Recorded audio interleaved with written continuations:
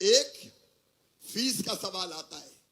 गरीब बेटा बेटी जिनकी आर्थिक आय कम होती है, पढ़ाई में सबसे बड़ी बाधा बनती है तो फीस। मेरे प्रिय बेटा बेटियों, अभी मैंने आपके सामने हजारों बच्चों के खाते में, अकाउंट में फीस डाली है अलग अलग।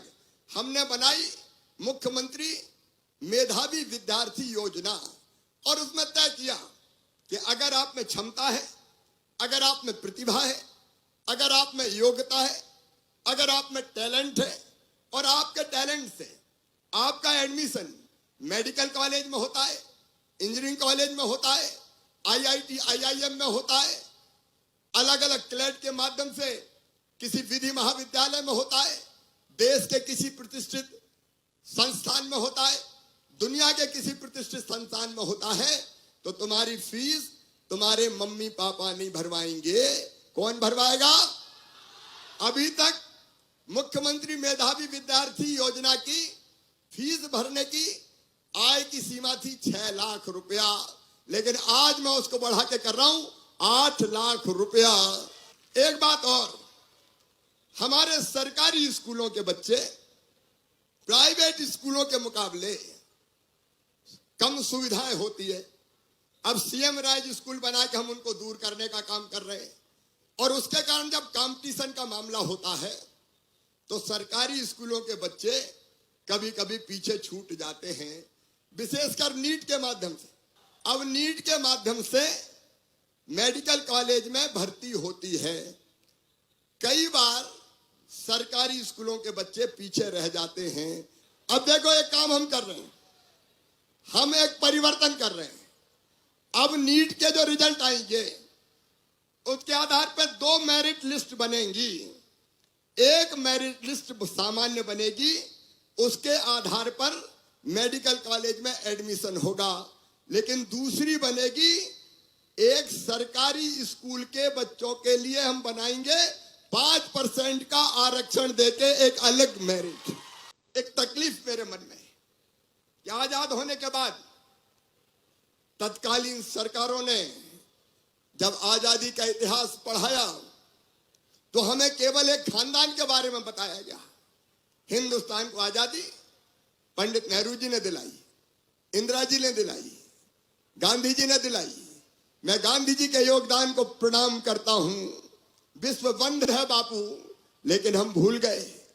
हम भूल गए महारानी लक्ष्मीबाई को, हम भूल गए तात्या टोपे को, हम भूल गए नाना साहब पेशवा को, हम भूल गए वासुदेव बलवंत फड़के को, हम भूल गए लाला हरदयाल को, हम भूल गए खुदीराम बोस को, हम भूल गए अमर शहीद उधम सिंह को, हम भूल गए मदन लाल ढींगरा को, हम भूल गए दुर्गा भाभी को, हम भूल गए अशफाकुल्ला खान को, हम भूल गए सुखदेव को, हम भूल गए राजगुरु को, हम भूल गए शहीद आजम सरदार भगत सिंह को, हम भूल गए चंद्रशेखर आजाद को, हम भूल गए नेताजी सुभाष चंद्र बोस को, हम भूल गए स्वतंत्र वीर सावरकर को, हम भूल गए टंटा मामा को, हम भूल गए भीमा नायक को, हम भूल गए रघुनाथ शाह को, हम भूल गए शंकर शाह को, हम भूल गए तिलका माझी को।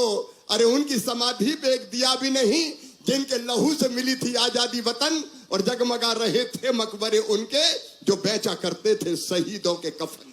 इस देश को आजादी का इतिहास भी ढंग से नहीं पढ़ाया गया, लेकिन मैं धन्यवाद दूंगा आजादी के अमृत काल में अपने प्रधानमंत्री श्रीमान नरेंद्र मोदी जी को, जिन्होंने आजादी का सही इतिहास पढ़ाने का फैसला किया।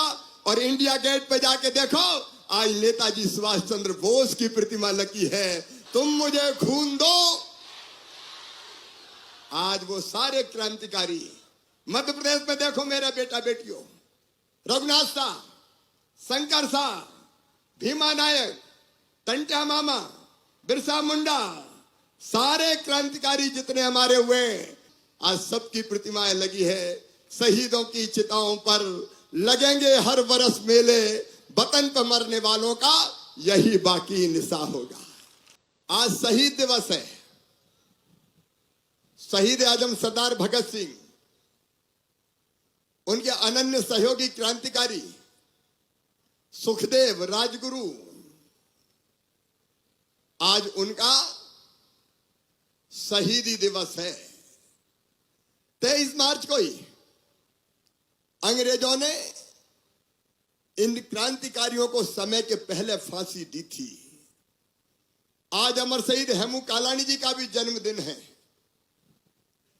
हम अपने इन शहीदों के चरणों में प्रणाम करते हैं, दोनों हाथ जोड़ के शीश झुका के।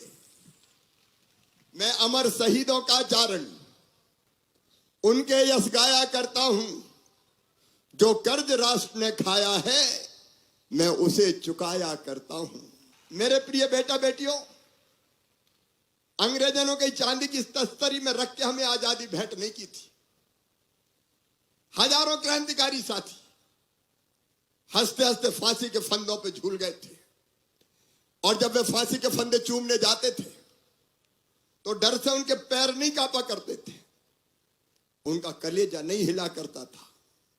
उनके एक हाथ में गीता होती थी, उनके मुंह से भारत माता की जय के उद्घोष निकलते थे, उनके हृदय में दृढ़ संकल्प होता था। वो भगवान से प्रार्थना करते थे कि मरने के बाद हम फिर से जन्म लें, इसी भारत भूमि पे जन्म लें, और तब तक पैदा होते रहे और मरते रहे जब तक कि यह देश स्वतंत्र ना हो जाए, भारत माता आजाद ना हो जाए।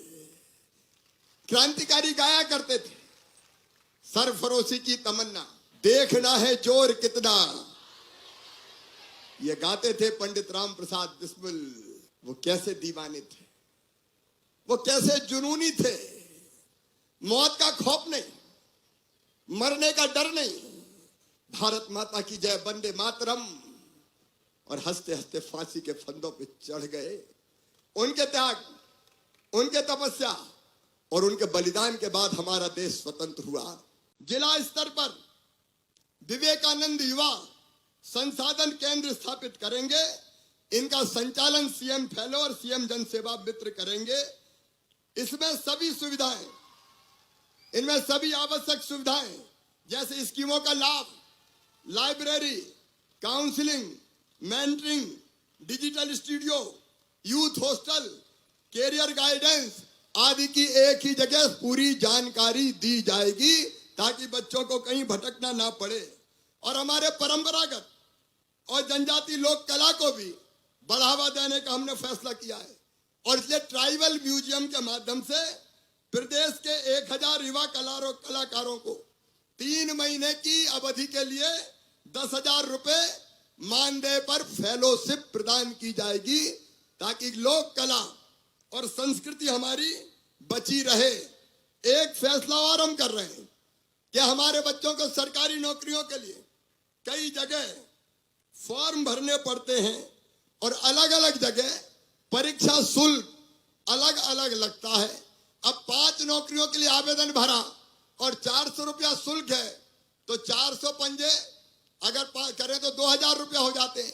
अब केवल एक बार ही वन टाइम परीक्षा शुल्क जमा करना होगा, और सब परीक्षाओं में, सभी इंटरव्यूज में वो भाग ले सकेंगे।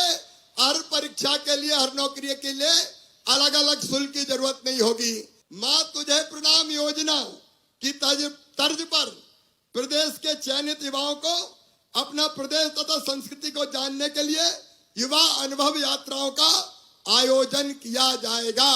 हम बच्चों को अलग अलग स्थानों पर भेजेंगे अनुभव के लिए।